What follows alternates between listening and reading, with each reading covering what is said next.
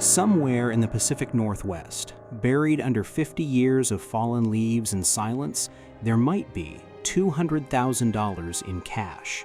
Nobody knows where. Nobody knows who put it there. The FBI spent 45 years looking. They interviewed hundreds of people. They followed thousands of leads. They never found him. Because the man who took that money didn't just steal it. He vanished. And he wasn't alone. While banks spend millions on security systems, surveillance cameras, and armed guards, a small number of people looked at those systems and found the gaps. They didn't just steal money, they stole it so perfectly, so completely, that the money was never recovered. Some were never caught. Some were never even identified. These are the heists that actually worked. November 24th, 1971. Portland, Oregon. A man walks up to a Northwest Orient Airlines ticket counter. He's wearing a dark suit, a black tie, and sunglasses. He pays cash for a one-way ticket from Portland to Seattle. He gives his name as Dan Cooper. He's completely unremarkable. Nobody remembers his face clearly. Nobody thinks twice about him. He boards Flight 305, takes seat 18C, orders a bourbon and soda. Then he passes a note to the flight attendant. She assumes it's his phone number. She doesn't read it. He leans toward her and says, "Miss, you'd better look at that note. I have a bomb." The note says the same thing. He opens his briefcase slightly. She sees wires, red cylinders. She believes him. Flight 305 is now a hijacking, and Dan Cooper is completely calm. His demands are specific. $200,000 in unmarked $20 bills, 4 parachutes, 2 front, 2 back, a fuel truck standing by in Seattle. He makes no threats. He's polite. He orders another bourbon.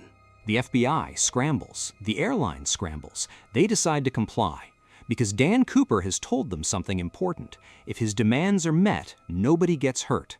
And so far, he has kept his word. The plane lands in Seattle. All 36 passengers are released. They never knew they were in danger. Cooper gets his money. He gets his parachutes. He examines the bills briefly. He doesn't count them. He already knows. The plane takes off again. 4 crew members remain. The pilot, the co-pilot, the flight engineer, 1 flight attendant. They are heading to Mexico City at Cooper's instruction. At 8:13 p.m., somewhere over the dark forests of southwestern Washington, the rear stairs of the aircraft are lowered. The crew feels a pressure change. Dan Cooper steps off the back of a Boeing 727 at 10,000 feet, in the dark, in the rain, with $200,000 strapped to his body, and disappears. He was never found. In 1980, a young boy found a small bundle of disintegrating $20 bills on a riverbank near Vancouver, Washington. The serial numbers matched Cooper's ransom money. That's all that was ever recovered, less than $6,000 of the $200,000. The rest? Gone. The FBI officially suspended the active investigation in 2016. The file remains open. Dan Cooper, or whoever he really was, remains the only unsolved case of air piracy in American aviation history. The parachutes he chose told investigators something important. Of the 4 provided, 2 were military grade, 2 were civilian. He chose one of the civilian ones. Either he didn't know the difference or it didn't matter to him. He jumped into a rainstorm, at night, over a forest, with no idea exactly where he was. And he was never heard from again. Nobody knows if he survived. Nobody knows if he's alive or dead. Nobody knows his real name. All we know is this: somewhere out there, D.B. Cooper is either living quietly on stolen money or he's buried under 50 years of Pacific Northwest forest floor. Either way, he got away. August 2005, Fortaleza, Brazil. On a quiet street in Fortaleza, Brazil, a small business opened its doors. The sign outside read, "Grass and Garden Landscaping Company." Inside, men came and went, trucks arrived, equipment was unloaded. The neighbors assumed they were landscapers. They were not landscapers. They were the most patient thieves in Brazilian history. Directly beneath that fake landscaping company was a tunnel. Not a rough, improvised tunnel, a professional tunnel. 256 feet long, reinforced walls, wooden supports, internal lighting, air conditioning, a rail system to remove dirt quietly.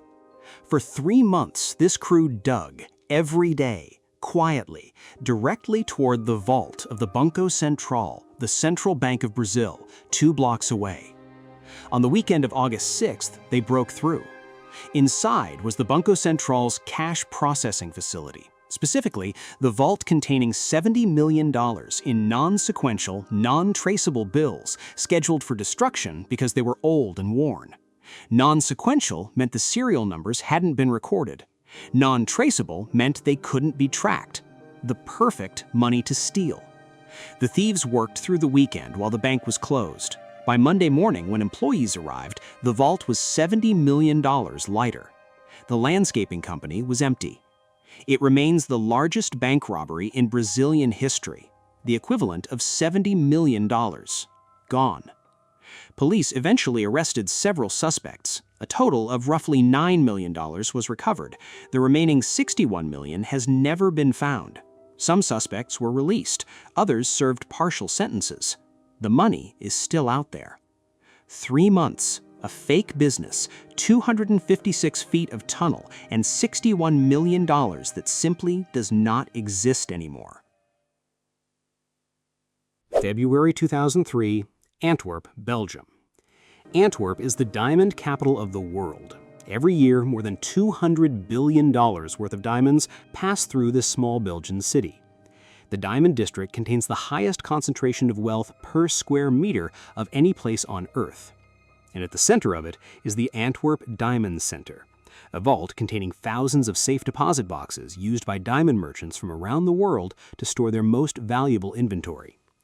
The vault was secured by a combination lock with 100 million possible combinations, a seismic sensor that detected vibrations, a magnetic field detector, an infrared heat detector, a lockpick detector, a Doppler radar system, a private security service. It was considered completely impenetrable. A man named Leonardo Notarbartolo did not agree. For 3 years, Notarbartolo rented an office in the Diamond Center itself. He became a familiar face. He attended trade shows. He made friends. He posed as an Antwerp-based diamond merchant, and he was convincing enough that nobody questioned him. What he was actually doing was studying the vault, the guards, the routines, the security systems, the timing of everything. What he discovered was this. For all of its electronic sophistication, the vault had one weakness. The security tapes were checked on Monday mornings, which meant that the window between Friday night and Monday morning was the best window. On the weekend of February 15, 2003, Notarbartolo and his team entered the building. They used a custom-built device to block the magnetic field sensor. They used hairspray to coat the infrared sensor. They used a piece of polystyrene to neutralize the heat detector. Then, they opened the vault. They spent the entire weekend systematically opening 123 of the 160 safe deposit boxes inside. When they left, they took an estimated $100 million in diamonds, gold, jewelry, and cash. They cleaned up carefully. They took their tools. They swept the vault floor. The robbery wasn't discovered until Monday morning when a guard noticed a half-eaten sandwich on the vault floor. They had left almost nothing behind. Notarbartolo was eventually caught. A bag of evidence found in a forest led investigators to him. He was convicted and sentenced to 10 years in prison. He served a portion of that sentence. The diamonds were never found. $100 million in diamonds. No serial numbers, no tracking, no way to prove which diamond came from which box. They could be sitting on someone's finger right now in any country on Earth, and nobody would ever know.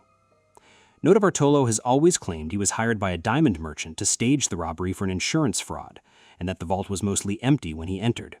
Nobody believed him. The diamonds remain missing. August 8, 1963, Buckinghamshire, England. At 3 in the morning, a Glasgow to London mail train slowed to a stop at a remote signal in the English countryside. The signal was red. The train was supposed to stop. What the driver didn't know was that someone had covered the green light and replaced it with a battery-powered red one. As the train stopped, 15 men emerged from the darkness. They had been planning this for months. The target was the high-value package carriage, a special train car that transported used banknotes from Scottish banks back to London for destruction. On this particular night, they had been tipped off. The carriage contained more than usual, a lot more. Within minutes, they had overpowered the crew. The problem was the driver. He was knocked unconscious early in the struggle and couldn't be revived. They needed someone to drive the train to their waiting vehicles. They had brought a retired train driver as backup. He hadn't driven in years. His technique was rusty. He moved the train 800 feet down the track to the bridge where their vehicles waited. Then they formed a human chain. For 25 minutes, they passed 120 mail bags down from the train to their waiting vehicles. Each bag weighed between 50 and 100 pounds. They drove to a nearby farm.